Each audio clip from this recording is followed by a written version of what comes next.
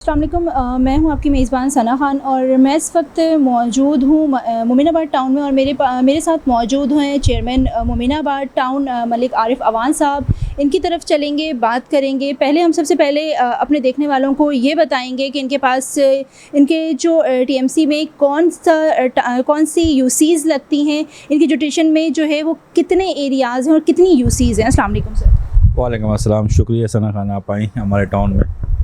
Sir मुझे बताएं कि आपके जो ट्यूशन में जो है कितने जो एरियाज़ हैं वो लगते हैं, कहाँ से एरिया आपका शुरू है और कहाँ पर जो है वो ख़त्म है? अच्छा, हमारे पास मोमिनाबाद टाउन में 9 यूसीज़ हैं, यूसी 1 से लेकर 9 तक। हमारी पहली जो यूसी शुरू होती है जहाँ से बल्दिया टाउन की हदूद ख़त्म होती है, फ़रीद कॉलोनी से हमारी शुरू होती है और आखिरी हमारी यूसी लगती है एक साइड से सेंटर से और एक साइड से मंगो पीर से। तो कस्बा की हमारी आखिरी यूसी है यूसी 9, तो वो हमारी यूसी कटी पहाड़ी तक हमारी वहाँ हदूद है, जिसमें हमारे बड़े पसमानदा इलाके बीच में बनारस है, फ्रंटियर है, मोमिनाबाद है और बिजली नगर है। मतलब काफ़ी ओल्ड एरिया और बड़े पसमानदा इलाके हैं।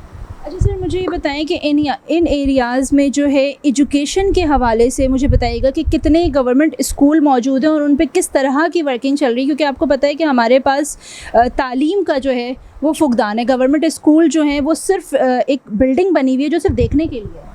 बिल्कुल, आप सही कह रही है सना खान। मेरे पास भी जब मुझे चार्ज मिला अक्टूबर में बाइफिकेशन, क्योंकि मैं हल्फ 15 जून को ले लिया था, लेकिन उसके बाद 3-4 में ट्रांजिशन पीरियड था। जब मुझे चार्ज मिला तो उसके बाद हम स्कूलों की जब विज़िट पे गए, बहुत बुरे हालात थे।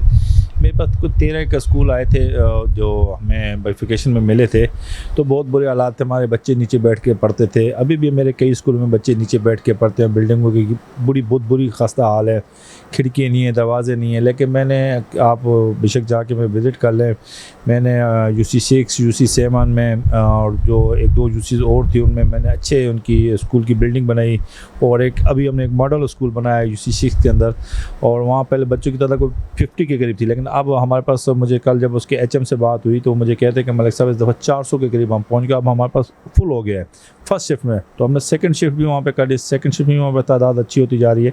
तो इंशाल्लाह हमारी फर्स्ट प्रायोरिटी का हम स्कूल, पार्क्स, डिस्पेंसरी, जो चीज़ें हैं जो बुनियादी हकूक़ के लोगों के लिए, उस पर हमारा ज़्यादा फोकस है। बिल्कुल, आपने कहा स्कूल पे फोकस है, तो जो स्कूल अभी रह गए हैं उन पे क्या फोकस है आपका? टीचर्स की जो अगर बात की जाए कि टीचर की अटेंडेंस नहीं होती या वो आते हैं ये खाना पूरी करने के लिए आते हैं, तो उनके हवाले से कोई एक्शन लिया, खुद विज़िट किया? जी, मैंने बिल्कुल इंस्पेक्शन की और मैं जाके बाकायदा एचएम से उनकी हाज़िरी रजिस्टर और मेरे जो डायरेक्टर्स हैं एजुकेशन के और डिप्टी डायरेक्टर्स हैं, जितनी भी मेरी टीम्स हैं, और मेरे एमसी सैयद ज़ैन अली शाह, वो भी चेक करते हैं। मैं भी खुद जाता हूँ, सरप्राइज़ विज़िट पे हम लोग जाते हैं। लेकिन मेरे पास 99% जो है ना इस टाइम उनकी जो टीचर्स उनकी हाज़िरी हो रही हैं और दिन ब दिन बच्चों की तादाद बढ़ रही है। लेकिन अब भी कुछ मेरे स्कूल हैं जहाँ मैंने आपको जैसे पहले कहा कि बड़े बुरे हालात हैं, लेकिन हमें कोई इस दफ़ा ना पिछले कोई साल 1.5 साल से कोई ग्रांट मिली है। सीएम साहब ने भी वादे किए थे, साहब का मिनिस्टर ने भी किए थे, मौजूदा मिनिस्टर ने भी किए हैं। तो मतलब थोड़ी बहुत ज़्यादती हो रही है, ओजीटी शेड्स भी हमारे कम है बाकी टाउनों की निस्बत। तो इंशाल्लाह हमारी बातचीत चल रही है, लेकिन इंशाल्लाह अल्लाह ने अगर मौका दिया और ज़िंदगी रही तो इंशाल्लाह ये जो स्कूल्स और पार्क्स हैं ये इंशाल्लाह अच्छे करके जाएंगे अपने टर्नओवर में। सेकंड सर, अगर बात की जाए सड़कों की, तो सड़कों की बहुत ही बुरी हालत है। आपने कहा कि आपके पास फ्रंटियर है, बनारस है, तो इन सड़कों के तो यहाँ से बसों का गुजरना तो है ही मुश्किल, पैदल चलने वालों के लिए बड़ी मुश्किल का सामना करना। असल सही कह रही है मेरी बहन सना खान, आप ठीक कह रही हैं। लेकिन अभी हमारी हमें एक मेयर साहब ने हमारी एक स्कीम अप्रूव की है, जो हमारे फ्रंटियर से पिछले 10-15 साल बहुत बुरे हालात थे। वो हमारी फ्रंटियर हमारी यूसी मोमिनाबाद के दूसरी यूसी 6 से शुरू होगी और नूरी चौकी तक जा रही है। कोई 1.5-2 किलोमीटर का डबल ट्रैक है। इंशाल्लाह वो करीब जल्दी उसका काम शुरू हो जाएगा इसी मंथ के अंदर।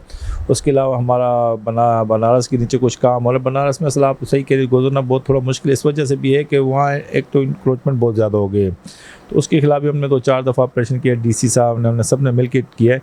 लेकिन फिर एक माफिया इतनी वो स्ट्रॉन्ग है कि आपको तो सारा पता, आप भी कराची की सना खान रहने वाली हैं।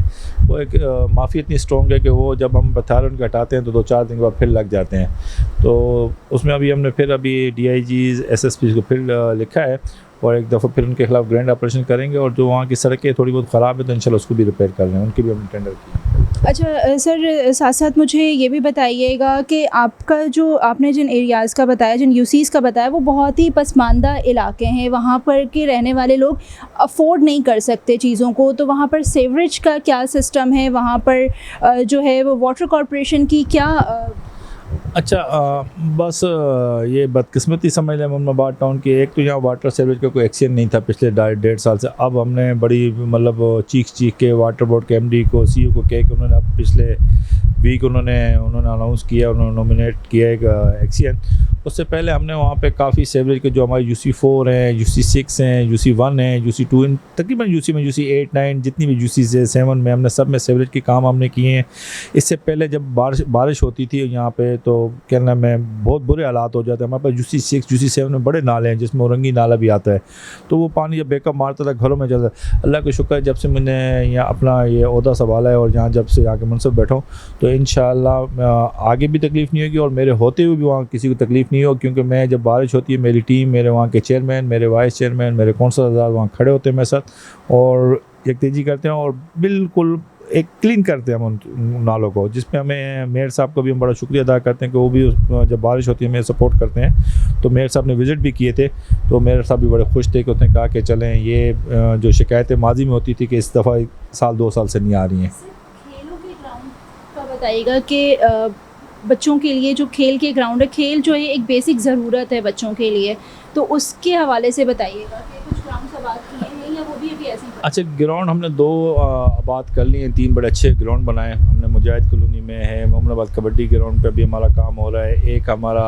उधर मोमिनाबाद को ईदगाह ग्राउंड है, उस पर हमारा एक अभी हमने क्लिक में एक दिया है, बहुत बड़ी स्कीम दी है। क्लिक वर्ल्ड बैंक का एक इदारा है, तो उस पर अभी हमने एक ज़िया कॉलोनी में एक बड़ा ग्राउंड बना रहे हैं जिसको नाइट के लिए भी हम उसको करेंगे बच्चों के लिए। उसके अलावा हमने पार्क बनाए हैं बिजली नगर में, हमने कोई मतलब 2 से 2.5 करोड़ मतलब 25 मिलियन की एक स्कीम हमने पार्क की बनाई है और 2-4 पार्क हमने अच्छे आबाद किए हैं, कोई कस्बा में किए हैं। तो इस तरह हमारी चीज़ें लगी पड़ी हैं, ऑन दी वे हैं सारी चीज़ें, तो काम हो रहा है। जी बिल्कुल, ये थे हमारे साथ चेयरमैन साहब। इनकी गुफ्तगू आगे आपने सुनी। इनका कहना ये है कि जितने भी पसमानदा इलाके हैं वहाँ पर ग्राउंड का एजुकेशन के हवाले से और दीगर जो काम हैं वो भी चल रहे हैं। पार्क के हवाले से पार्क्स भी जो हैं वो भी आबाद हुए हैं ताकि वहाँ पर फैमिलीज़ जो हैं वो अपना क्वालिटी टाइम स्पेंड कर सकें अपने बच्चों के साथ।